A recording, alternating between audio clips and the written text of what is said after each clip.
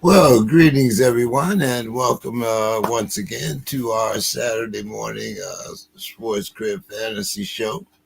And let's get right into it. I see Worldwide Reg is here in the queue. So good morning, Reg. How you doing? Always good, my friend. Always happy to be here talking to sports, man. Oh man, a little sore this morning. Got my flu shot yesterday, but Oh man, playing injured, huh? You gonna be able to make it through this, man? Are you all right over there? oh hey man, after last week, I got killed last week. Those 2-10-7 games. Oh my goodness.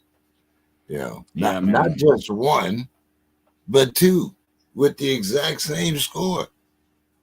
That's terrible. And by two very prominent teams that you would thought that were going to put up a lot of points on the board, at least on one side or the other. What did you Yeah, think and you about know that? what? It depends on so when you're seeing games like that and you're seeing a score like that, that depends on if you got somebody playing or if you don't. I remember when I was watching that Eagles game and I had my opponent had Saquon Barkley. I was very happy to turn on there at halftime and see that thing at like 0-0. I was very excited about that. So I guess it depends on who you got playing. Yeah, well, when you have Saquon and Derrick Henry in the lineup, you have to play him. You You got to can't play him afford because to I have take it. Henry in two lineups, by the way. Yeah, I mean you can't afford not to play him. You True. know, so as soon as you put him on the bench, they score 30. Yeah, I fear that. I feel like that's a fear for every fantasy player every week. Like that, the fear that the guy that you, I mean, I benched Stafford this week for Drake May, and Drake May had an okay performance. He did okay, but then if Stafford comes out now and has 30, 20, I'm going to feel a certain kind of way. You know what I mean? But at the same time, it's kind of you can't really do it like that. You know, Drake May had the better matchup with the Jets than Stafford had with the Seattle. Um, so you really can't. You know, it's I would not have had any issues starting Stafford if I had to. I mean, I would have ran him out there 100%, no problem with confidence. But sometimes you're just picking a better matchup, and Drake May has been pretty good this year. So Yeah, you're picking the better matchups, and then you just got to live with the results. It's yeah. fantasy, man. I actually picked up May. Uh, I was surprised that he was out there on the wire, but I actually picked Me up too. May because Jaden got hurt. So Yes, same exact circumstance. I had Jaden Daniels when Jaden got hurt with that injury. I dropped him. Picked up Jackson Dart initially, but then I dropped Jackson Dart and saw that Drake May was available. So I did some switching around here. yeah, let's talk about Dart. Dart's in concussion protocol, so he won't be starting this week. Uh, Who are they starting this week? um, um, It's not Russell Wilson. no, Jameis, isn't it? Isn't it? Winston. Okay. Yeah. Well, Uh, I mean, at least your fantasy receivers out there got a shot. Winston likes to air that thing out. He likes to air it out, man. So I mean, if you got a fantasy wide receiver on a team with Jameis Winston, you got a chance. well, but do you have a chance? I mean, now the Giants are definitely a one-trick pony. Uh, Ah, you for know, sure, for sure. Because they no, don't no, have no, Scatterboo, they don't have yeah. Dart, who can kind of keep him honest with the scrambling. Because Winston's not really a scrambler. I mean, he'll like you said, he'll get it out there to Robinson and them guys, but then you know, you never know. Um, let's see who else. Who else was I going to talk about that's out there? Yeah, well, let's talk about Jaden. Mm, This was an injury that I thought. Now, maybe and maybe it's just because of old school. But I thought that game was out of reach. You could have taken Jaden out of that game, and yeah, for sure. there wouldn't have been any you know I don't think any repercussions. I think there's more repercussions now that he is hurt than there was if you had taken him out of the game. Yeah, for sure. And there's, I mean, what do you? I mean, it's kind of like Monday morning quarterback to a certain degree. It's like, you can look back and say that now for sure. And I think Dan Quinn has acknowledged this himself.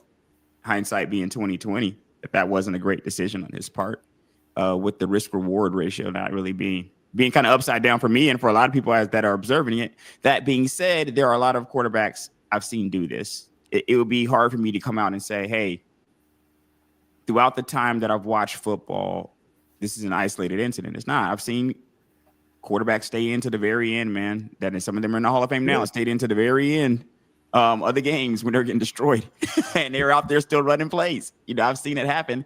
So in this particular time, in the particular age that we live in now, I can understand though the want to protect the quarterback more though, because in this particular age that we live in now, it just costs so much more. You know what I mean? It's so devastating to your team when you don't have one, and the actual money that you're paying as well. So protecting that asset, I think, is more pivotal today maybe than it has been in the past due to those circumstances. So I think that if he could have that back, he would. Yeah. So let's talk about the Bills. what 10 points against the Dolphins. 10 against probably mediocre defense at most, at best rather, due to injuries and whatnot. I'm not, but even taking that into consideration, when you consider, once again, do I trot out Josh Allen if I have him, or do I trot out someone else? Well, I'm pretty sure most people, like myself, trotted Josh Allen out there. Mm-hmm. And we got you got like every human being who plays fantasy, like of course, and me as well. I also trotted Josh Allen out there. I mean, what do you do? I mean, there's no world where you're sitting him. So I mean, that's come on, man. You mentioned Drake May. I guess we would also have to talk about Kyler Murray. Well, with the Bill situation, and that doesn't surprise me because I think one of the things that if you watch football, you got to look out for as a fantasy, and I think sometimes the betting crowds are on this. As a fantasy fan, I think one of the football things you have to look out for in these matchups is the divisional wild card. When division teams play each other, to me, that's just such a wild card. It's like all bets are off in a traditional sense in a lot of different ways. A lot of different outcomes are more ranged. Different things can happen in these divisional games. So when I see a divisional game played like this, it's not super shocking to me, to be honest with you. It's not like, oh, they should have blown them out. Like anything can happen in divisional games. So it's not shocking that it happened, but I think it's always going to be shocking when a Josh Allen team does not score. So that's just a testament to Josh Allen and the Bills since he's been there. Well, I mean, I'm sure fantasy gurus, experts, whatever you want to call them, ran out every Buffalo player they had against Miami. Yeah, I think that's because you're thinking of what their traditional MO is, and sometimes you get that wrong, man. You stack up, and they're playing at home. That goes wrong for you. Yes. Yeah. Kyler Murray looks like he's going to be pretty much out for the rest of the year. It looks like. Jacoby Brissett, what did you think? I think he's been serviceable, but we know he's not the answer. It's so from a fantasy standpoint, if I could frame it in two different ways. From a fantasy standpoint, I think serviceable because he's proven to be pretty decent there. He's put up points. And I got to compare him to Kyler. I know Kyler wasn't gangbusters himself before he went out. So I think Brissett is serviceable. And hopefully, unless you're in like I don't know what kind of team league you got to be in to have Jacoby Brissett start. Maybe he's starting for you because of buys. I'm not sure if you got to kind of, because of that reason, go and reach out. Hopefully you got a better starting option. But he's proved to be serviceable from a fantasy standpoint. From a football standpoint, it's just like a Band-Aid, and you really got to figure out the Kyler Murray situation now. If you're in Arizona, you got to figure out what you're going to do. I mean, is the Kyler Murray show over in Arizona or not? You know, that's a big decision. Yeah. So, like there are rumors that Kyler might not be around next year. What do you think? If he isn't, I mean, maybe for both parties, it's just best at this particular time. You know, you mean sure from the Cardinals' perspective? Yeah. From the Cardinals' perspective, I think you're just kind of over it. I think you're over it. It's been injuries, which I would never. You can't blame a player and say, "Hey, you aren't good because of the injuries." But I think it's fair to say that you're not available because of the injuries, and we're looking for people who hopefully could be available more, less injury prone, as unfair as that may sound. So if you're Arizona, and I think that Arizona was trying to have Brissett start anyway, if I'm not mistaken. Even if Kyler was kind of on the mend, I don't know if they were really good with him starting. You know, the way that you would read some of those reports, they would read like, Arizona didn't mind Kyler taking his time with recovery. You know what I mean? Like, yeah. So it's interesting when stuff like that's happening, and when the results, that you can't have a team, you can't go out or it sucks for you to go out and your team just not fall apart. Like if you go out and your team falls apart, it's a testament to your greatness, right? Like above Baltimore with Lamar Jackson, Baltimore without Lamar Jackson, two totally different situations. And I would venture to say the same with the Bills. That Josh Allen would build it out. There's two totally different teams. Can you say that about Kyler Murray? From Kyler Murray to Jacoby Brissett, when you're looking at the numbers and statistics, I will have to look at it and see. But from the eyeball test and from the fans, it doesn't seem like they're too upset about it. No. Also a testament. They don't seem too upset about it. Brock Purdy possibly back this week in the matchup, the 49ers against the Rams. What do you think? I think you run them out there, right? Wait, 49ers against the Rams. The Rams are playing Seattle. It would be 49ers against somebody else. The 49ers. Who are the 49ers? I mean, the Rams playing. I thought the Rams playing Seattle. Okay. That's why I did not run out Stafford. I was going to say 49ers and Rams. I would have ran Stafford out there. You can't Stafford would have been starting for me in the game.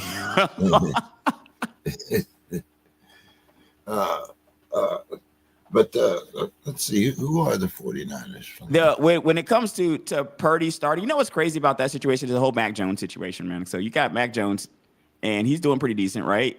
And Mac Jones might have played his way into a contract somewhere. Like I don't know, man. I mean, he's been serviceable too. And I think the difference between Mac Jones and Jacoby Brissett, I got to look at their age differences, but I just feel like Mac Jones is younger because he hasn't been in the league that long. So Mac Jones is floating around that, like, Sam Darnold had that renaissance, man. The Sam Darnolds, the Baker Mayfields, the Geno Smiths of the world, you can get another chance out here, man. So that might be coming up for Mac Jones if Brock Purdy comes back, takes his job back, and does his thing, Okay, you spoke about New England. Yeah, I like the kid made, man. I like what New England's doing. So let's talk about Tampa Bay. The latest victim of New England, of course. Tampa Bay gets this week. They have a pretty tough matchup. Let me get the matchups here real quick. I like Tampa Bay, man, as a team because even though they are in my division, and I have to say I can't, I gotta give them that. They've won the division, which I think is and they won it consistently. And I like the team. I just don't dislike the players. It's like I like Baker. I like their wide receivers. I like Ibuka. So I like what they have going. Just good matchup against a great New England team, man.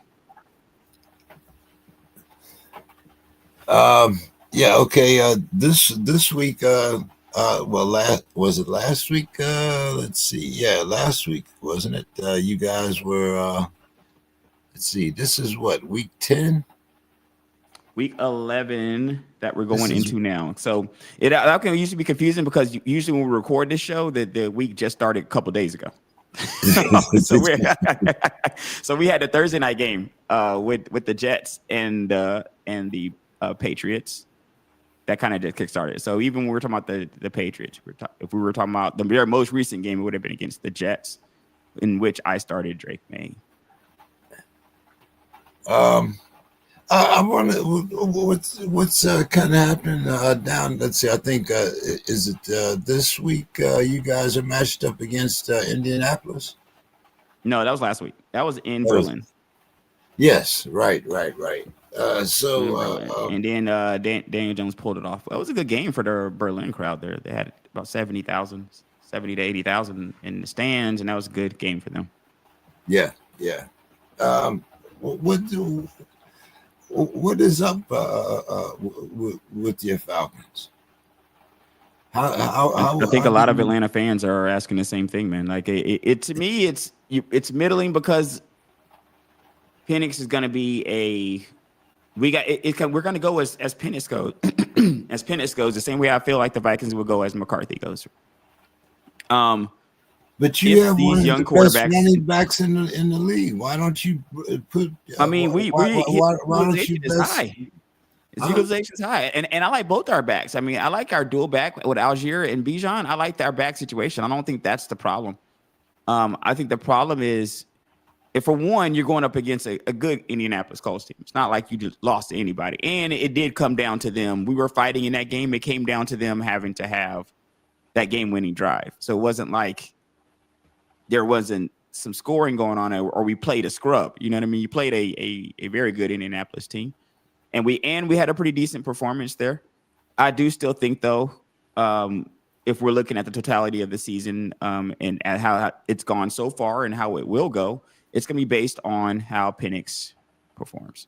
And I can't really grade that, man, until I get towards the end of the season and see the kid get about 16 games. Man, I need to see the first season.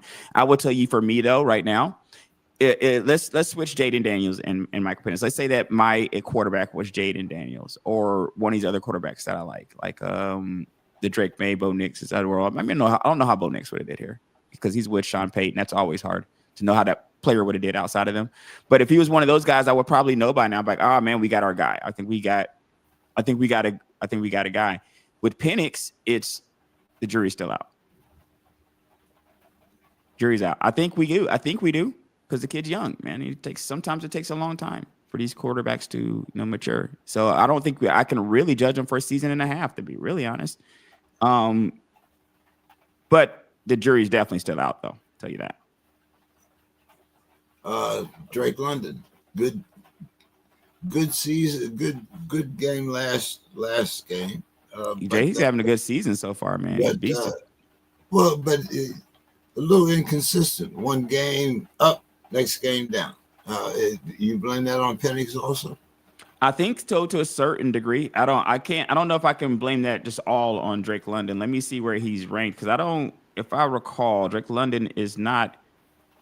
He's doing pretty well. He's had a few drops. He's at rank 49 in my home league, which has got a little bit different rankings here. But I can see. Let me see. If you look at his games, I can see a little bit of what you're saying here, because he had a game where he done like he even started.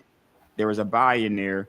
He's had 1, 2, 3, 4, only 4 games in double digits out of the ones he's played. But those, I guess, when you're looking at that, it's like maybe a high ceiling, decent floors. The guy is getting you decent points. 9.5 points against Tampa Bay in the first game, not setting the world on fire. 8 points in my league. This is a half PPR league too, by the way. So the PPR league, this is going to be up. These points will be ratcheted up a bit. 25.5 though. against Washington. He's got a few games where he just beats it, and those games, those Yeah. 4 games where he's in double digits could have been game winning performances for you. You know what I mean? And when you're looking at a guy, let's compare him to, due to injury, I got Brock Bowers, and Bowers had one game where he's won that game for me. But I feel like Drake's had a few games where he won, where he's had a chance to win the game for you. So I don't know. I think you hope for he's not a fantasy stud, and he's, depending on where you drafted him at, you might be disappointed for sure if you reached for him, as I did for a few players. But I don't think you're losing your season because of Drake London. I'll say that. No. I was just wondering how you rated the Penix effect, because one of the players that I reached for was your tight end, Pitts. And Pitts has certainly been up and down. But, I guess if you want to grade him for consistency, this is where he's always been. I can see that too, and I was looking at the Penix stats here, and they do kind of co-sign that, but I think we always knew, as we did with receivers like Garrett Wilson, that you are only as good as your QB play. Your wide receivers are only going to be as good as your QB play. There are very few wide receivers out there. You got your Jefferson and Chase out there who might be QB proof.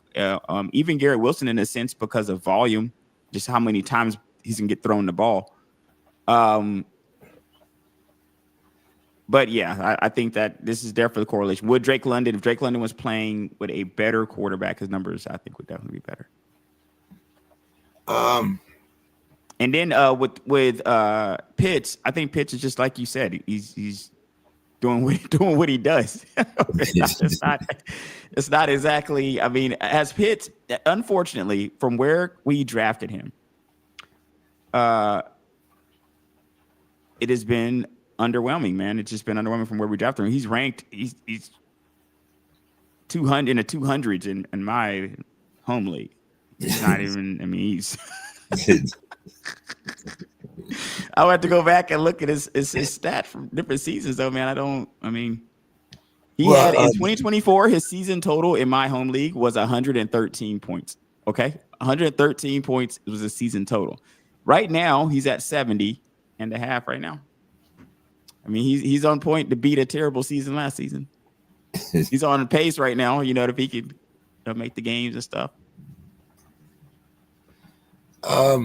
Another game we had to talk about, of course, is the Ravens against the Vikings. Quite a different team with Lamar back, but of course. But surprisingly, it hasn't really improved Derrick Henry's numbers. I mean, they played some. The Vikings are a hard team. I mean, how many games has Lamar been back? Lamar's been back like 2 games, 3 games. Would this be his 3rd week back? So he's played 2 games back. And this one against the Vikings. This one against the Vikings, and the first one was, who was that? Cincinnati? I feel like the first one was more of like a cakewalk for Lamar. I feel like Lamar came in and just destroyed that team. Luckily for me, because I had played Lamar Jackson, I needed Minnesota to do what they did. They held Lamar in check for me, and that's what I needed to happen last week. So, fan of that Minnesota defense, man. I got them rostered. In our Extraordinary Gentleman League, it seems to be a defensive premium in that league. My defenses in that Extraordinary Gentleman League, our defenses get like 200 points. That's wild. I think that's the last minute league. Actually, it's the last minute league. That's Bill's league. Last minute league. Yeah. Bill came up with some very wild scoring. Yeah, I don't. You gotta check that scoring, guys. If you ever, you gotta check that scoring, man. You whiff on a defense. You be thinking like you choose a defense last, and in Bill's league, you probably should have went for one early. If defense is going like this, your defense is going first round. Let's talk a little bit about your division there, though. I mean, does anybody want to win that division? Yes, we do, man. I mean, Absolutely. I mean, As Falcons fans, we definitely want to win it, man. than Tampa Bay, but you know, the way things are going, you know, it's an outside possibility that even you guys can get two teams in the playoffs. It's a Outside possibility. possibility. It's a But, possibility depending on yeah, who catches fire. But I think that what's happening, the most fascinating story I think in our division is Carolina to me. yes, Only because people just expect them to be a dumpster fire week in and week out. They have zero expectations, and they've been able to put up a decent team, decent performances out here.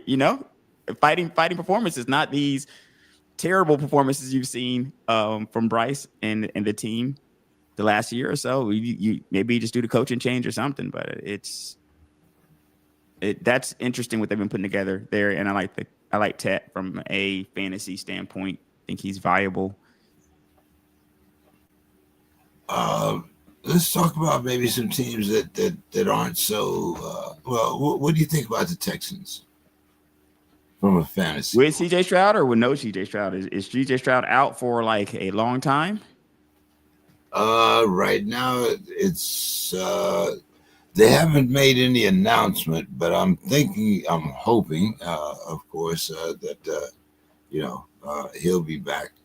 Unlike, I think there's a better possibility for him coming back than there is for Jaden within the season. So I heard that they might try to bring Jaden back in a couple of weeks, man. That's what I heard. So the estimated return on ESPN is the 20th for Stroud. Yeah, which would be next week, right? Yeah. So I don't know if it looks like they haven't. It's questionable. Still listed as questionable. Yeah. But wait. No, he's been ruled out. Has he been? Well, he's been ruled out this week. This week, yeah. Yeah. But so that means, you just gotta wait. Hopefully for week 12, man. If Stroud comes at week 12, I mean, I like the Texans. The Texas defense doing great. Marks has done pretty good for me. I think I'm running him out there this week. I'm gonna look at my stats, but I think I'm running him out there this week. Nico, I don't have a lot of Nico, so I haven't seen what Collins has been doing out there. I know he's had some injury issues and been kind of in and out of the lineups himself. Yeah. I think that's who else will be fantasy viable on those on that team. I mean, I guess if you like Chubb, right? Not consistent enough. Yeah, I wouldn't necessarily trust that myself. Okay, so Nico beasted. The Texans are kind of right there too, at 4-5. They're right there, man. They're still fighting. They got a lot of football left, man. We got a lot of football left, so I'm not ruling the Texans out. Man, with that defense playing the way that defense has been playing, especially. It's week 11. Fantasy what runs out week 15? Oh, I'm talking about from a football standpoint. From a fantasy standpoint, if you're looking at you're kind of over week. If a player says they're out 2 to 3 weeks and you're in week 10, 11 of fantasy, you need to treat that as you can't just guarantee that you're going to get into the playoffs and you want to go pick this player up, and none of that's guaranteed. Things could be over for you in 2 weeks. So 2 to 3 weeks. I got in my home league, it ends a little bit earlier, I think, than some of my Yahoo leagues, because in my home league, I have 3 more games. So I have the game this week, and I have 2 more weeks, week 12, week 13. Yeah, that's what I'm saying. The week 15, you're in playoffs. So if you're those, if maybe you're taking flyer on, but I think Stroud's not going to be. Stroud should be back week 12, and in my home league, I would still have 2 weeks. So it would depend on if you can, what your situation is. A lot of these, I think one of the things you draw attention to is, and I think it bears mentioning, is the time of the season that we're in now, being that we're in late season, and you have to start thinking about trying to get through weeks. Like if I just need this week and and if I'm in a good situation, I can afford to drop a game and I can take more liberties, or if I'm in a situation where I'm in week to week now, bro. Like, that's a lot of like that's what I'm in. I'm in week to week. Like, hey, things can be changed for me in my home league every single week. Yeah, I mean, can move me up and down the ranks. I got some leagues where I'm 5-5, and I got some leagues where I'm 6-4. That's where I'm at now. 5-5 in my home end, and you know where that goes. You can be 5-6 quickly, 5-7.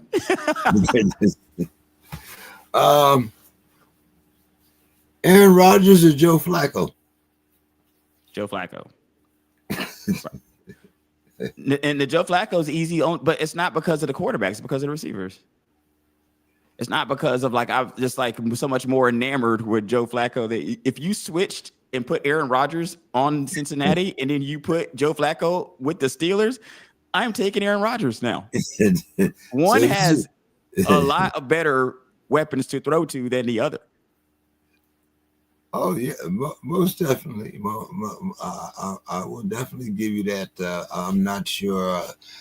Joe was listed as questionable, but I think he's playing this week. Yeah, man. So some of you started out there, man. Then I'm ready to run him out there. All it takes is Chasing and Higgins to be out there. Joe Burrow's back at practice in that 21-day window.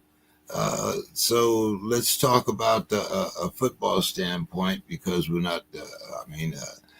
Like I said, as far as playoffs,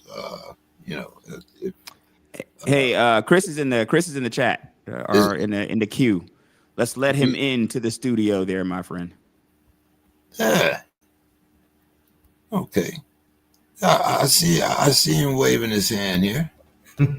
As I have done plenty of times on the Sports Crib. I've been back here. And then Bo, luckily, the times I've had, Bo's been on the show to alert you to my presence as I'm over here SOSing, trying to get on the show.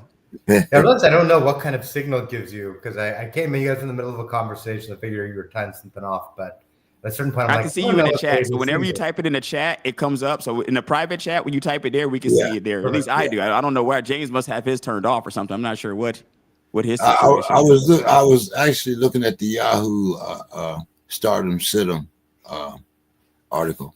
But Chris, how are you doing this week, man? Good. We actually got after a Arctic week here in Chicago, we actually have a beautiful weekend. So trying to spend as much time outside as I can before we get the frost again coming up. Man, that has to be from Hawaii to Chicago, that your body must be saying, what the hell is wrong with you? It is. Chicago always lulls you in because you come during the summer when the weather is beautiful, which I did, by the way. Yeah, exactly right. And so that you're like, I can be here again. So this is our third or fourth time living here, and every time it's the summer gets us. We come back out, and then a couple months in the winter, you're right. Your body's screaming. What are you thinking? Man, yeah, man. I won't be seeing Chicago again myself till about next summer, to be honest with you. I'm retiring the northern part of the country till about roughly spring or so. You know what I mean? If I can pop into New York here and there, if I get a day or so. But it's kind of like, anything on the Great Lakes, when you can walk across the lakes to Canada, it's a little chilly. That is true.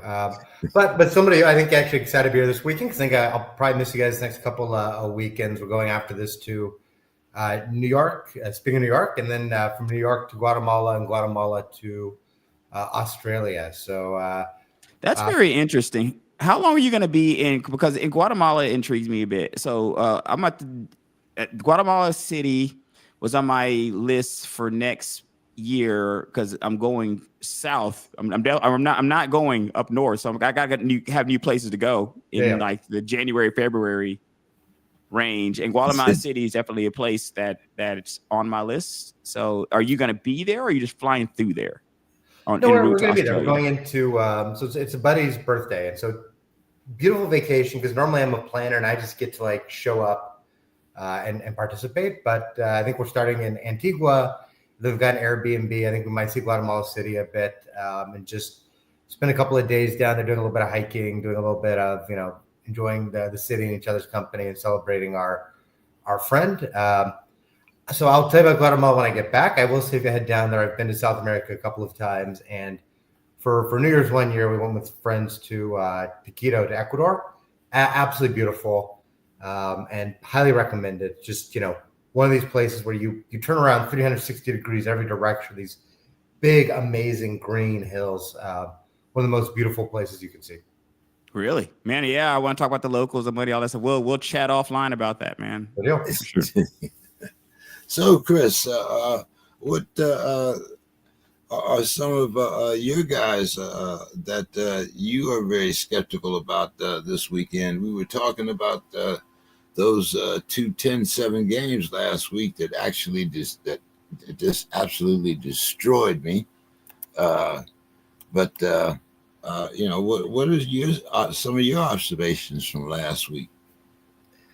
Yeah, I know that the Green Bay, they're changing play callers, they're taking it away from LaFleur, which is sort of interesting because he was supposedly it is one thing if you have a defensive coach and they say, hey, we're going to take play calling away from you and give it to an offensive mastermind. You focus on the defense. But LaFleur was supposed to be an offensive genius. And I think what's interesting in Green Bay is that, it's a little chicken or the egg. Is it the offense? They do spread around a lot. Other than Jacobs, I don't know if there's anyone in their offense you could rely on. Kraft was kind of fine for a tight end, but even he had weeks where he got, 2 targets. Or is it Love? And I think Love, I've been a little more skeptical of than some people for a while. He had that absolutely insane streak to end the season. Was it? Now I'm trying to remember. It might have been 3 years ago. In my head, it's 2, but it might just be me getting older.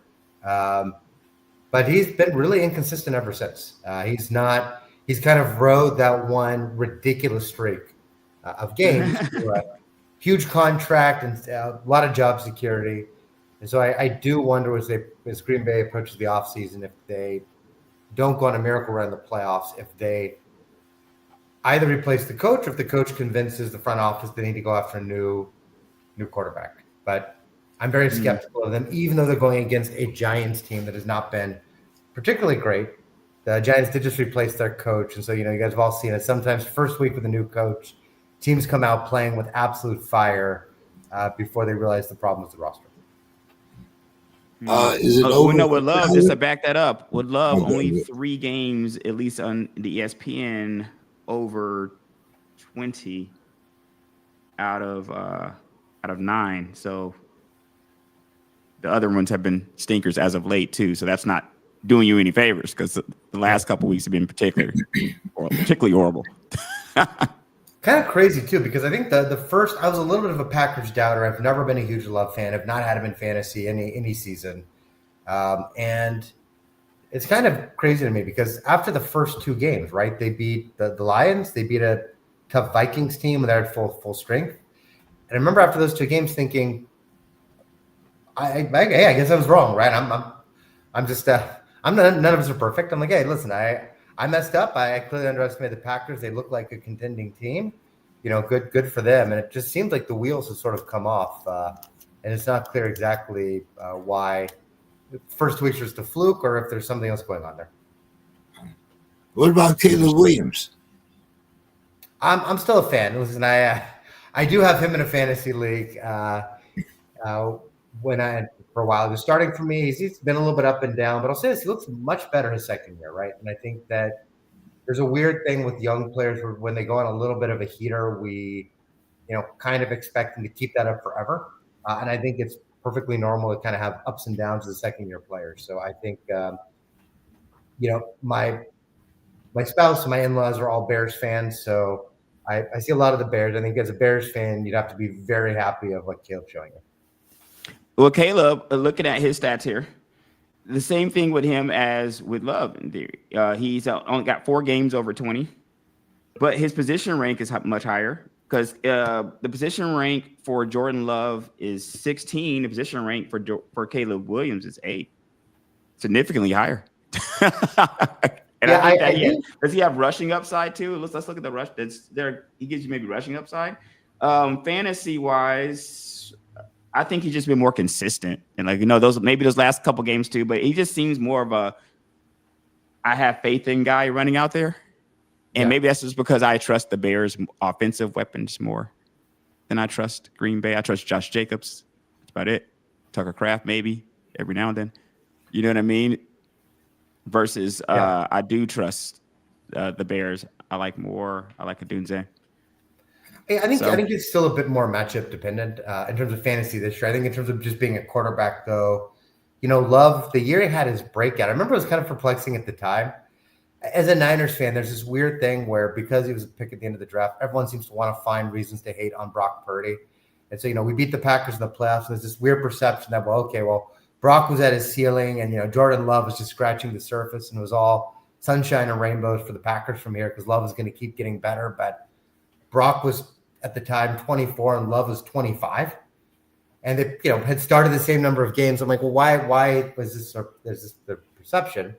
What's interesting now is, Love is what, 27, 28, and Caleb's 23, almost 24, about to turn 24. So I think, he's progressing in the right direction. So I think by this time next year, he's someone who could kind of take the leap next year and be like one of the, I guess he's already top 10. That's not bad, man. He could be like, that fringe 4 to 6 kind of range. That's not bad. And it's especially not bad for the Bears.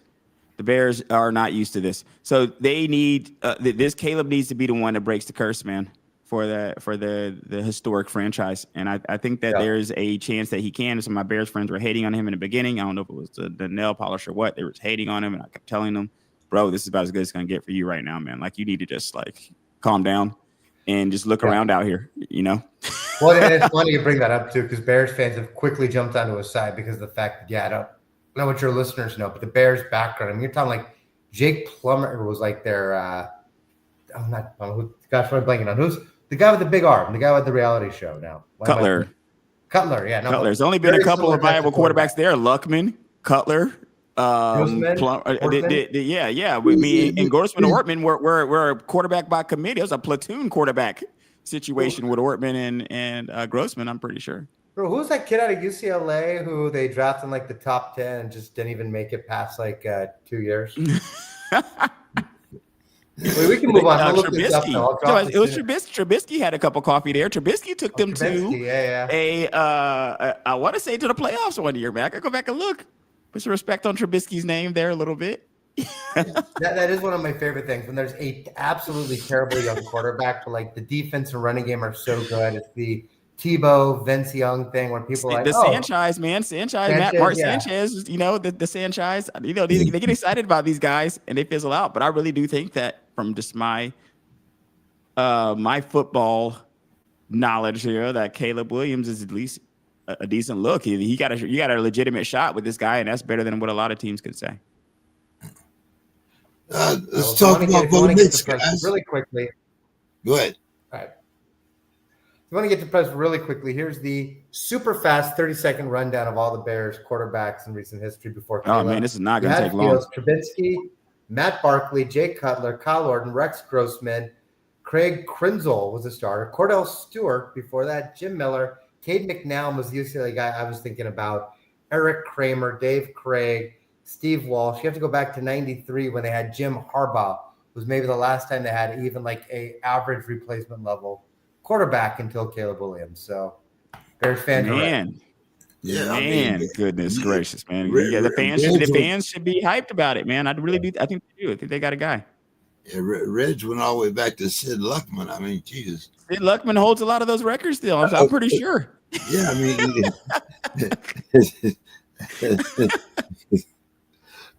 So as I was saying, Bo, excuse me, Chris, what did you think about Bo Nix? I don't know, man. I was really expecting to make a little more of a leap this year. Now, sometimes sophomore year is a tough year for players and they break out in year 3. I think the interesting thing is, after hating on Sanchez and Vince Young, there is something where, the Broncos are playing well and Nix is playing his role. But I think from a fantasy perspective, there's maybe some thoughts that he was going to take a leap, especially because of the fact that he's had some life in his leg. So even if he wasn't, throwing for 300 yards, I think there's a lot of hope he'd have a lot of games with 250 yards and maybe rushing for 40, 50. And good enough for the Broncos to be a good team, but he just has not made the leap this season. This is interesting. You know how I've liked Knicks a lot coming in, starting with last season, start from preseason. Yep. Knicks ranked 7 position rank for Knicks. Now he's got two games, 2 stinkers, with his latest one being 1. And then he has a stinker his first game. And then besides that, he's been pretty serviceable when you ran him out there. He's got about 4 games, 1, 2, 3, 4 games under 14 points. Yep. I think he's been pretty. I will look at Knicks the same way I would look at Caleb Williams, just looking things over. Absolutely.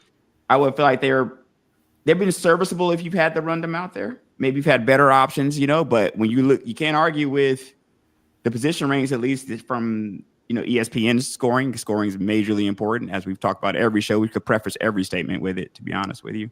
But on here, his position rank is 7. He's doing okay. And I think you made sort of a great point you alluded to that I can build on, which is that it's been very kind of game dependent. As I kind of take a look at the individual games, so where he's been, I think it's the variance thing. There's certain players you can just count on. The thing with Knicks, big games against Dallas, the New York Giants, the Cincinnati Bengals, right? So I think what he's been good at is when you put him up against a bad team, a bad defense, or a good matchup, right? He's come out, he's performed, which is awesome. I mean, if you know that is something you can use to your advantage. If you don't have a, Josh Allen, Lamar Jackson, play him every week kind of quarterback.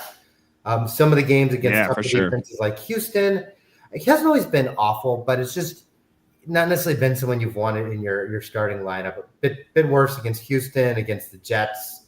Actually okay against the Eagles, but not quite as good. Stinker against the Chargers. So, yeah, I think, the fantasy advice would be if you've got Knicks, great. But just, be a little bit smart where you deploy. I mean, if you have another quarterback, see if you can play matchups a bit and kind of money ball a few wins there. I think another thing to this, too, with Caleb Williams and Bo Nix, especially with these 2 guys, is they seem to be outperforming their draft position. So what I look for in a lot of these players that I do type of draft is get guys that can outperform their draft position, because a lot of times you'll see guys, at least for me personally, maybe just because I just draft terribly, my first a couple round picks aren't usually first couple round picks by the end of the season for me. Like sometimes they are, but sometimes they're not. Like Gibbs is doing good for me this year in my home league, but I took him 3rd overall. Yep. So I took him very high. He's doing good. You know what I mean? But is he that? I don't know. Maybe probably should have took Jonathan Taylor. That's what it's looking like, So I did it too. If you took these guys, Caleb Williams and Bo Nix, I'm hoping that you didn't draft them where their position ranks are now. You have a better team built around them, and I think you've gotten pretty good return on your investment with either one of these guys. If you drafted correctly and you didn't reach players such as I did. And there's been a lot of quarterback injuries too, right? So I think that's where these guys are really valuable. And I think these 2, and if we can surface 2 more, Jacoby Brissett has been extremely good for the Cardinals. And obviously, I don't have to talk too much about him. I think we probably talked to him at the time. But Joe Flacco, another guy who was absolutely not on radars. I'm in a super flex. I think I told him I'm in a super flex league where I didn't realize it was super flex. And I went to I came out with Cam Ward as my quarterback, but the rest of my team was good. And I thought, I was like, man, everyone else screwed up this draft. And then I was drafting in a Cubs game, and I got home, and I looked at my team, and I said, oh, wow, I screwed up. But, I made one trade for one quarterback, but I also got Brissett, and I've got Flacco. And Flacco has been phenomenal. So they're winning weeks for you, man. Like Brissett, could you put Brissett or Flacco in for you? There could be winning weeks. Brissett, as we had talked about before you came on, Chris, he's got all his games that he's played so far are all games in 19, 20, 20, 20. You know what I mean? He's performing consistently, So these guys are guys, the plug and play guys, you got to love those. Speaking of consistency, Sam Darnold, consistent but not overwhelming. Let's pull up our guy Sam Darnold. I was really playing Sam Darnold, and he gave me such a scare last week, man. Like I won by, I think I told Chris this, how I won by under a point I won by.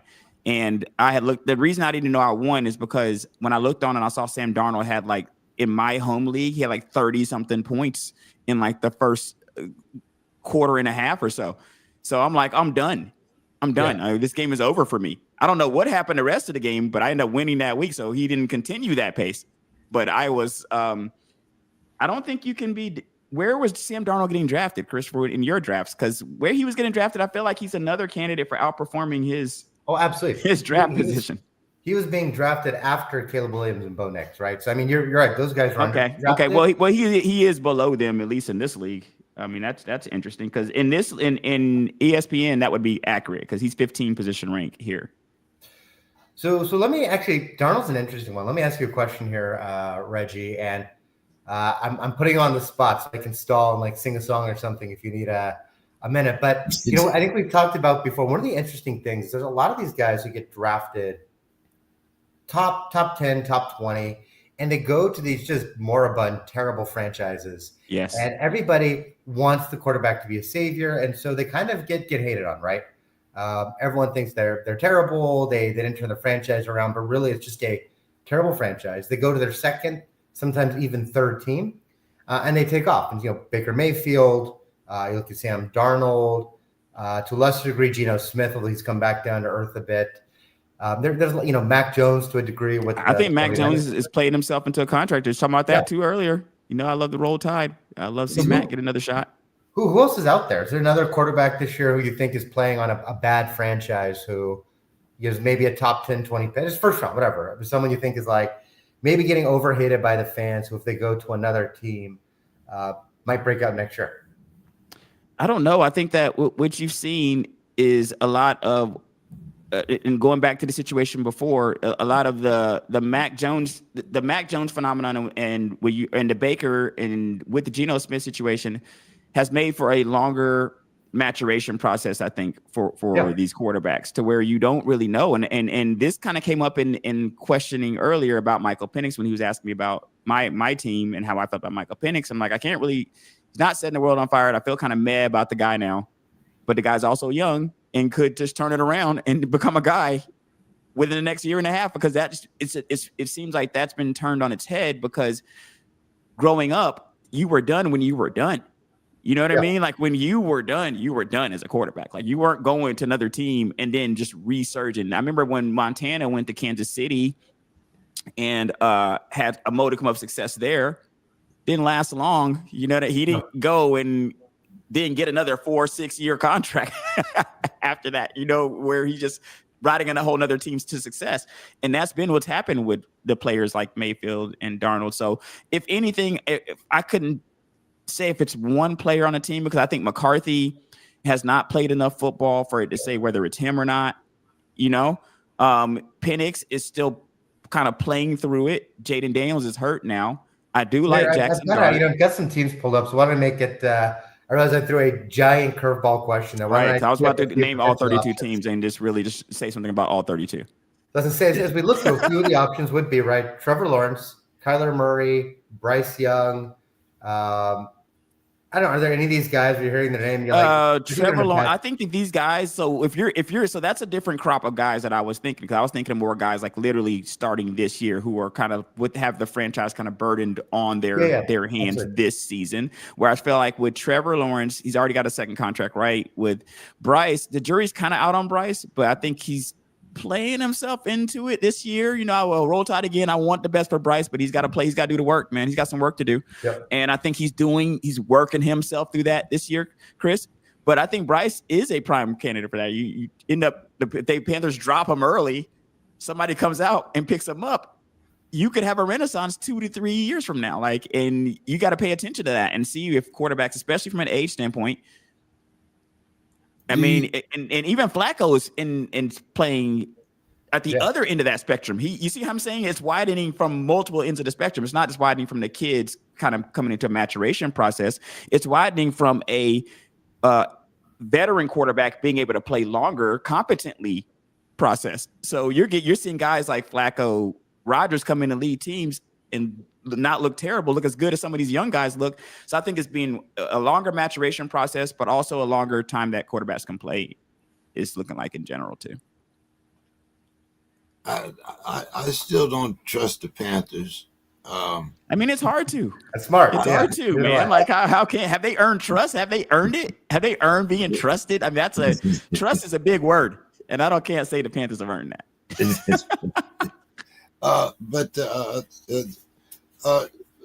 As I was saying, let's talk about some wide receivers that you think maybe this is who they really are, and it doesn't really reflect the team so much. And I'm thinking about Jigma, especially because you have the two number one and number two wide receivers are actually out. So he's actually stepping up now. Is he going to be wide receiver number 3 next year? Or does he take? Who are you referencing? What quarterback? What wide receiver are you referencing? A Jigma from the Bucks. No, you mean Ibuka.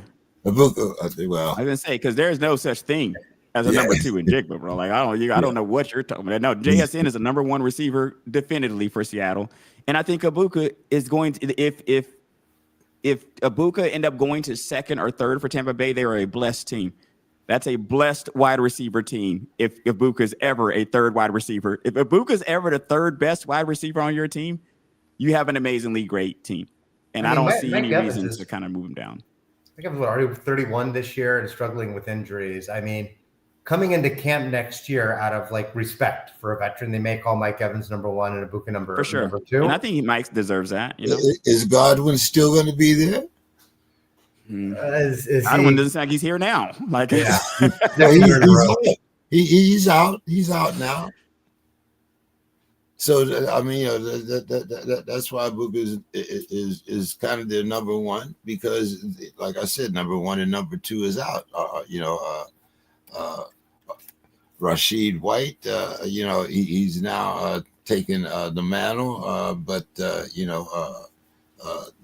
because running back 1 is out. So how are the Bucks going to look next year? And we know Baker is going to be back, but what about the rest of that cast? I think it's a bit of a changing of the guard. I think I don't know what you feel, Reggie, but I think it's going to be the Bucky Irving show.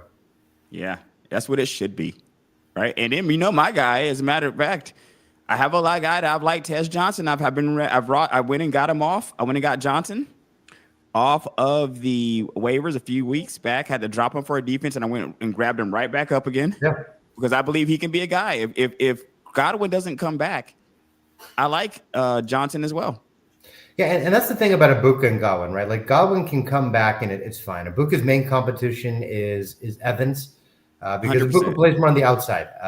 Godwin is strictly a slot receiver. If Godwin comes back or if Tez Johnson steps up and plays well, that actually takes pressure off of Ibuka and Evans. That is good. Same thing if Bucky Irving comes back and is forcing teams to stack the box because it opens room for them to operate outside. You got to like that from an age standpoint. These are young guys.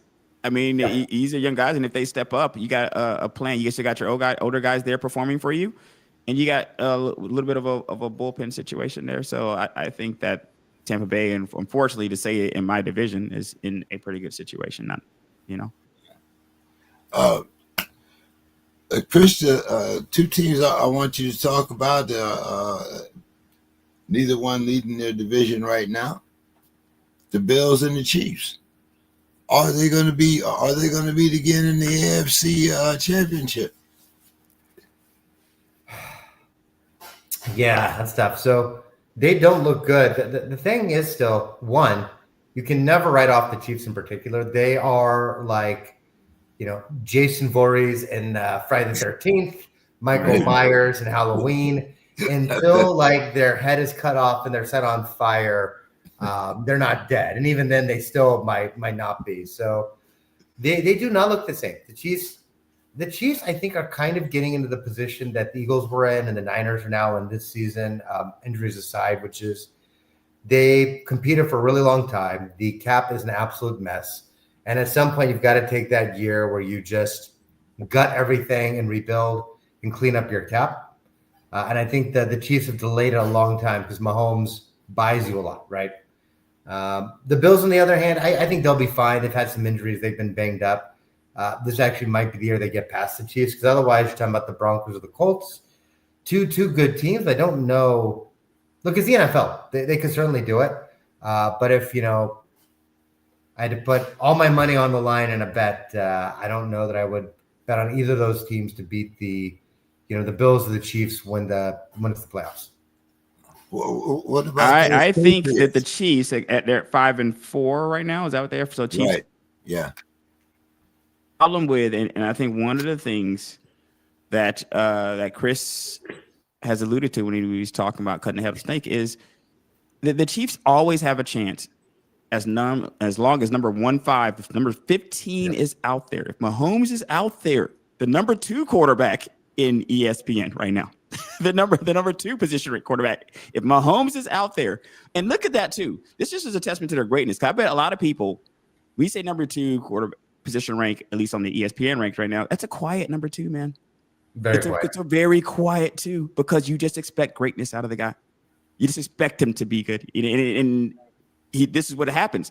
So the Chiefs, I think, as long as 15 is out there, and I'll tell you once again, guys, I never trust fall football. I need to see winter football. I need to see the teams that go into the last couple of months strong. I need to see you going into, and we're kind of getting into it now, November football, December football. Like let's see November football, December football, and see how we kind of go in, how we finish. Because some of these teams that we've seen time and time again, guys, they go on tears the first half of the season, and then something happens, maybe it's injuries, something, and they don't look the same way at the end of the season. So I think we're kind of getting into it, but the Chiefs definitely haven't looked great, but they're not dead by any stretch of their imagination.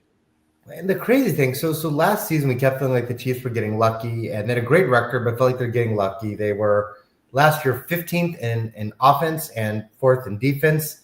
This year their record is significantly worse, but it might be the flip side. They're still number 4 in defense, but they've actually improved to number 9 in offense. So they are playing better, as odd as that sounds. They're just not winning.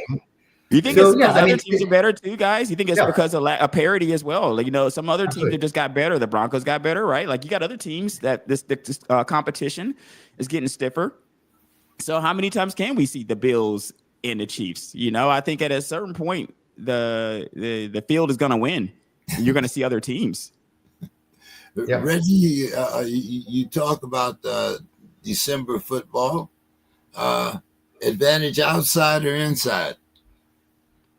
If you're used to playing outside and you're the home team, advantage outside for you, because I feel like the outside becomes another factor for you, depending on what the weather is. I mean, when we're talking about the Bills, the Chiefs, those teams year after year. Both teams that are used to playing outside, by the way, in that cold weather, in those cold weather games, they're not finesse teams. They're out there in those cold weather games. They're practicing those cold weather. They're out there, and they're used to it. And I think that becomes just like I felt like for a while, the Broncos Mile High, they felt like that was like a advantage for the Broncos. Like it's an advantage for teams to have to come there and play them, And I feel like with these outside teams, if you're used to being out there in that weather, I think it helps you. I just think even if it's like a scintilla of help, I'm not saying it's like it means a ton of help, but I think it's a little bit of help because you're just more used to the adverse conditions when they come. You're already out there. Well, I mean, when you look at teams like Detroit that we've picked consistently and they've had winning records, but it seems like when it comes to that game, that one game for all the marbles and it's outside, it seems like they always come up short. And I mean, maybe like you said, maybe it's a scintilla, maybe it isn't. Yeah, I don't know if it's a difference between wins and losses, but I think sometimes if it's a game of inches, you never know. I mean, you never know if every little thing helps, Yeah, I mean, teams going into Buffalo to try to win, teams going into Kansas City at the end of the season trying to win. Chris, what's your thoughts there? I mean, you've probably been at this a lot longer than both of us from the fantasy standpoint. Yeah, it's hard. This is also the time of the year where you've got to factor that in, and it's difficult because you don't want to sit down a stud. Players can still play well in bad weather, but I do think this becomes the time of the year where I will stream kickers. I'm not someone that has one kicker for the season, and I'm starting to look and say, is there a win? is there snow. Yes. Something No, with man. Goodness. receivers, and again, you're never going to like bench, Puka Nacua because he's playing in the snow. But, if you're looking at the margins, if you're picking up a wide receiver too, if there's someone going your flex, this does become the time of year you've got to look at that. And as I'm sure you can all relate to, as we just spoke about, even more so if it is a warm weather team going into a cold environment, because as someone who moved from California to Chicago, the first time I came out here, I nearly died. Like, it's just, we're not built for that. Sometimes you got to be in it, is what he's attesting to. He's attesting to something. I tell you, they call it the Windy City, but I didn't know the definition. When I was in Chicago, I didn't know the definition until I start walking in the city between the buildings and understanding how they got that name. And it becomes very windy. And this was in the summertime. Well, this is the benefit of like living and playing here, right? Because when I first moved here a while ago, October came, we got the first non-California weather, and I was like wrapped in 4 layers and I could like barely function. Now I'm here. It was like our Arctic week last week. And I had on like a sweatshirt and sweatpants, and, I'm just like walking, through the streets, and then, people are like, oh, isn't it colder? I'm like, yeah, I guess it's a little chilly, but just a totally different dynamic. You're getting conditioned, man. That's what those players are. Those players are conditioned. Those players are conditioned to those elements, man. Boy, you talk about, like moving here to San Diego from Pittsburgh. Man, that sounds like an equal as nightmare, man. That's just, man, I feel sorry for you. Man, hey, man, it took me 5 years to give away my triple goose. Were you holding on? What were you holding out for? Snow or moving back? Like, which one were you holding out for? I figured I could give it to a homeless guy. Homeless people wouldn't even take it. I mean, it was. It was hey, man, we're not amazing. gonna be burning up out here in your jacket. That's what they're saying. Reggie, I think he's making fun of us because we're sitting here in the snow like a couple of losers, and he's out there in San Diego. Yeah, as we definitely deal with frosted weather here in my area. So we're used. Let me tell you, like if we could drop 50, it's devastating here in Georgia. Like, hey, we were in the 40s last night, and we were like, oh, this is just, we just don't know. We got the heat on. Everything's blasting, man. It's devastating. So I'm hoping to get to a good 70s today. You guys got to remember, I was 58 before I moved out here. It wasn't like I was a young spring chicken. I moved out here thinking, like, hey, a little change in weather, so forth and so on. I've been here 20 years now. I'm not going nowhere. So I'll take it the change in weather hasn't happened yet, is what you're saying. I could never go back to Pittsburgh. I mean, those just right. I think I called back the other day, and they already have snow in Pittsburgh. First.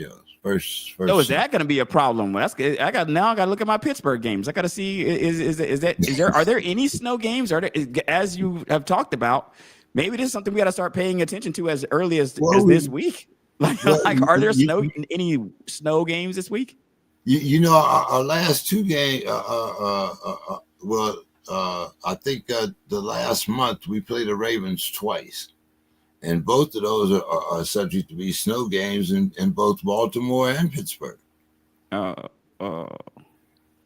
So, I mean, when you look at things like that, but now, once again, going back, to the AFC West, all of these teams, with the exception of probably Kansas City, playing in pretty well. Kansas City and Denver, because you can get a lot of snow and bad weather in Denver too, But those, when you look at going toward the end of the season, those are 2 teams I think that are in a distinct advantage, especially when you're talking about Denver, the thin air and the cold. Yeah, for sure.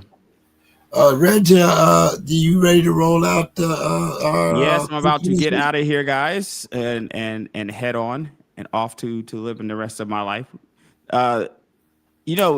Going into this week, I feel like from a fantasy perspective, guys, a lot of make and break out there, guys.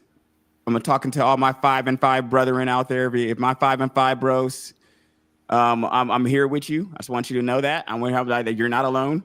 I'm praying for wins, not in my leagues, my other leagues, my James and my leagues with you guys. I'm winning in all those leagues. I feel very good about those lineups. It's my home league. I'm 5-5, and I'm struggling. I don't want to hear from these guys if I start losing. So I'm really, really holding off here. You know, the thing about our league is if I start losing in those leagues, you guys are more mature. So I'm not going to hear about it nearly as much until I talk to you in person, and then you guys are going to talk crap to me in person. And these are just trolls on the other side. I can't have it. I can't have you guys just trolling on the other side endlessly amongst themselves. So, yeah, 5-5, brothers. I see you. We know to make another break week for the next 3 weeks for me. How long are the seasons that you're in, Chris? So, I mean, my traditional seasons go through week 17, but on Smash Up, we have 17. Goodness gracious. You can get to week 7. We're week 13. We're out of here, brother. We are out of here week 13. So it's for my week 13 peeps. We're fighting it out right now. We're in a playoff hunt right now. Every week's the playoffs for us, So good luck, guys. That's like my final thoughts there. You want me to give you a roster? Is that what you want to? I can give you my ESPN roster that I love so much. Yeah, you can give us that one. That's good. Okay, because you know it's my roster that I love. It'll be my favorite child roster here. Josh Allen, Derrick Henry, B. John Robinson, CeeDee Lamb, Puka Nacua, George Kittle, Ibuka, Broncos, and Boswell. And that is in my keeper league. My more realistic league is Jared Goff right now. Derrick Henry. I had Jared Goff. I had Jackson Dart here, guys. I had Jackson Dart here, and he got injured. So now I'm running out Jared Goff. Derrick Henry, Bijan Robinson, Zay Flowers, Ted McMillan. Don't feel great about that. Trey McBride. Xavier Worthy, I don't feel great about that either, guys. We could have talked the whole show about Xavier Worthy and how he's letting me down out here. And I'm having to bench him this week. Chris said something to me about not depending on that name. I think we were talking about this when I was talking about starting Stafford over Daniels. Remember, when Daniel was still healthy, and I was like, I think I'm going to start Stafford over Daniels because can't get hung up on the name. You know what I mean? And Xavier Worthy, he's starting to become a candidate for me. You know what I mean? To the point where, like, I don't know if I can start him this week in my home league, but I'm definitely starting him here. Rice is really, he never quite got off the ground with all the injuries, but Rice really took whatever kind of energy he had left, unfortunately. Yeah. And I had the same kind of conundrum with Pacheco. Pacheco. Because a lot of times Kareem Hunt takes those touchdowns away or those red zone touches away. I don't know if Pacheco's really viable anymore, guys. I mean, it just seems like there's a million better options. You know what I mean? That you could take out there. Yeah, it's like Worthy. Are those two guys that you might consider benching or even getting rid of. I'll tell you right now, Xavier Worthy's getting benched on my team. I mean, at least on my home team he is. So I got one where he's starting and one he's benching. We'll see which one I look like an idiot. I'm kind of hedged here. I will see you guys next time, guys. I'll be on the chat there. And Chris, I'm serious. I don't know when I'm pretty sure you said you headed to Guatemala City. When? Not this week, but next week. Okay. I will be on the Texan. All right, buddy. And, safe travels if I don't see you. And good luck, everybody. That's good. Yeah.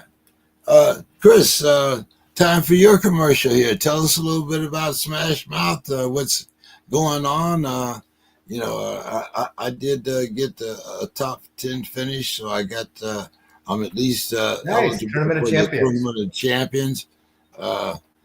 Still having trouble with some of these guys. Like I said last week, those 2 10-7 games. I ran out for the Bills game. I ran out every bill I could. And a lot of good that did, right? Josh Allen, James, the running back. James Cook? Yeah, Cook. Absolutely no one did anything. And then, now this week, I think we have Kincaid out. But the I don't know whether is it the consistency of the Pats or the inconsistency of the Bills. Yeah, it's hard. The Patriots are looking really, really strong this year. And I think the Bills, they still have a lot of talent, kind of like with Mahomes. As long as they have Josh Allen, they're good. James Cook is a good running back, but they have let their receiver room get really depleted. We got Shakir. Kincaid has been better this year, but is still limited. Keon Coleman just has not emerged into anything. So it's tough. Kincaid's out this week, right? Isn't Kincaid out this week? So Knox is starting this week. Yeah. But they don't have a good receiver room. So they are really relying on their running game and Josh Allen to make magic happen. A little bit of the same thing that's happened with Mahomes. That is part of having to pay your quarterback a boatload of money. So you have to cut back from somewhere, and teams don't want to cut from their offense or defensive lines if they don't need to. So inevitably what happens is you wind up with these elite quarterbacks who are just throwing to these really mediocre, skill players for the most part. No disrespect to a couple of players in the Chiefs like Rice and Kelsey. Chiefs are certainly better off than the Bills are there, but it's just part of trying to make the budget work. In fact, part of why Rice works is he's still on his first contract. But if Rice winds up asking for a huge contract, then the Chiefs are going to have to at some point come to a decision on how to manage the cap. Yeah, that's true. So, what do you think about when you talk about the Eagles, Saquon Barkley's inconsistency, one good week, two bad ones. Derrick Henry, I thought now that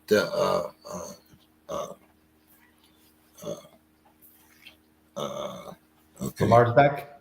Yeah, now that Lamar's back, I thought Derrick Henry's production would also come up. The Saquon ones, I think they're both very understandable, right? The Saquon is a little bit of where McCaffrey was last year. He had, over 270 touches last year, deep playoff run. It was just, it's a lot. So I think Saquon, two things are happening with Saquon. One, he's just feeling the burden of so many touches. He almost needs some time just to let his body recuperate. He's still young enough. He could still have another fantastic season. But, CMC basically had all last year off of his hamstring issues.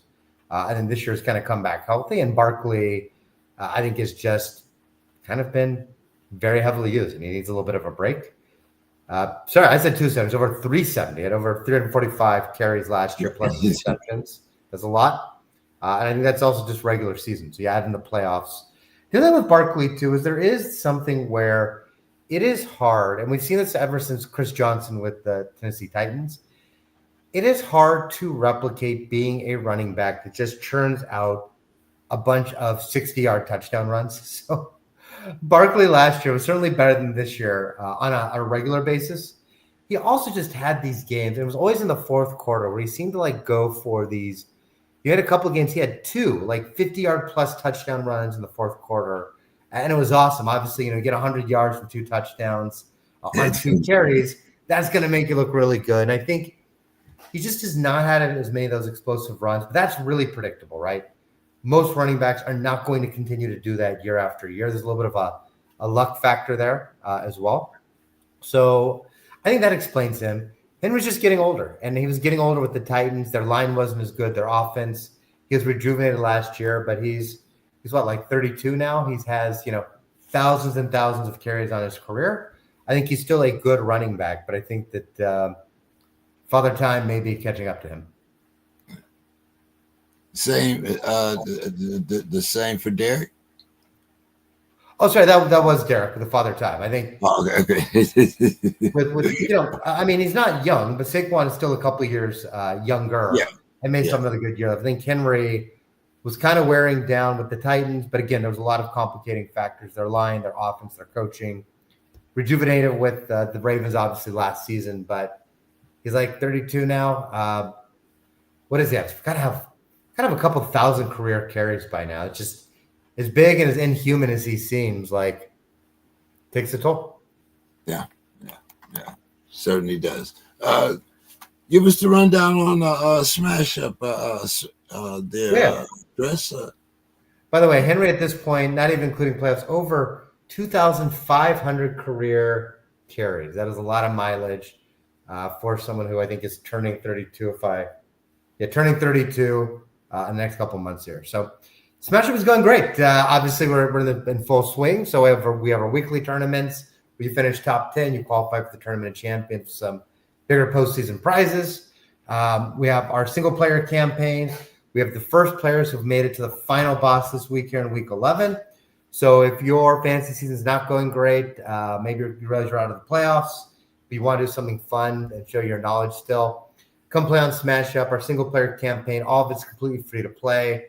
No pay to win mechanics. And it's just like Street Fighter or Mortal Kombat. You play increasingly harder teams, head-to-head fantasy football matchups each week. And if you can beat them all before the end of the season, you're the big champion. You're the guru. Leagues are obviously still going. You can start a league at any time. So, a little 3-week league with your friends because your normal league's wrapping up. Jump in over here. They're points based. It's not head-to-head. It's a little easier just to jump in and play for 3 weeks and see who can be the champion. And then finally, our big thing's B2B. So we're in more and more companies now. So if you're at a company that does fantasy sports, wants to do stuff even beyond fantasy football, reach out. You can reach out to me to the contact information here or like on Twitter. And we're running leagues for all sorts of companies, some that have been full season. Some are starting with us now for shorter playoff leagues. And then we have other games like March Madness, World Cup, and other stuff coming up postseason. So we can, make it a good time at your company and keep you guys involved and having fun through the whole year. Oh, all right. So any big announcements or anything that we should know about heading into the end of the season? Anything new possibly you guys are working on for next season? Yeah, I think the big new thing, other than the doing this for companies now, which is a big focus, is just the extension into other games. So keep on the lookout for things like March Madness, World Cup, Olympics, where we bring a lot more just ways to engage and have fun with your friends. We're excited to start to move beyond just football. All right. So you're going to do a March Madness this year? Yeah. TBD exactly the how, but we'll have some more announcements coming up soon. Oh, all right. Well, hey, man, I want you to have some safe travels. But before that, you want to give us maybe a preview of some guys that you're starting and sitting this week? Yeah, so in my home leagues, excited to get to RJ Harvey this week, although sad to see go down with an injury. I think in terms of smaller name players, looking at, I think there's a couple guys out there really big on Alec Pierce the last couple of weeks. He's obviously on a bye. So with Alec Pierce on a bye, I think this week a guy I'm looking at is Jaden Higgins. He actually was played in the number 2 receiver slot for the Texans last week. Was elevated over Xavier Hutchinson and Christian Kirk. And here's a guy who was the number 34 pick, top tier elite RAS score, good college production. And as we know, particularly as Stroud comes back, we've seen the Texans have multiple receivers who are viable at the same time before. So I'm not saying you've got to rush out and start the guy this week, but you've got a hole in your lineup. If you're scanning, the waivers because someone's hurt and need a flex play and it's just garbage on your free agency, consider Higgins. And then from a smash up perspective, I'm excited because with our smash cards, the MVP of last season is back this week, and that is Jameis Winston, because you can play goldfish memory on him where all of his turnovers become positive. You get 8 points instead of losing 2 if you use that card on him. And so Jameis is the kind of guy who throws for touchdowns, he throws for yards, but he turns the ball over. But in smash up, if you play goldfish on him, doesn't matter. Absolute MVP. I've got him a bunch in my lineup, so don't mean to give away the game, James, but consider rolling Jameis out there if you can. All right. Okay. Sounds good. Great advice there. I've been wondering who to play that goldfish card on. So maybe I'll take your advice and see how it works out for me.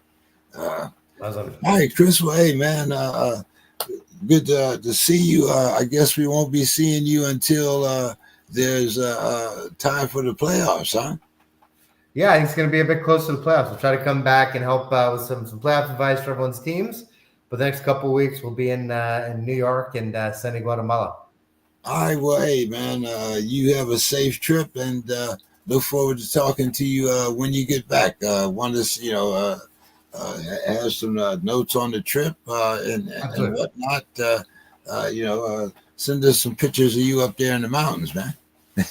We'll do it. I'll keep some of my lineup. We got James didn't play. We got the DraftKings this week too, so got the lineup set. Hoping to pull down a few more dollars from you guys. We'll see how it goes. All right, man. All right. You have a good one. Talk to you next week, in 2 weeks, 3 weeks. Right. Yeah, 2, 3. Thanks, James. Talk to them. All right. Bye.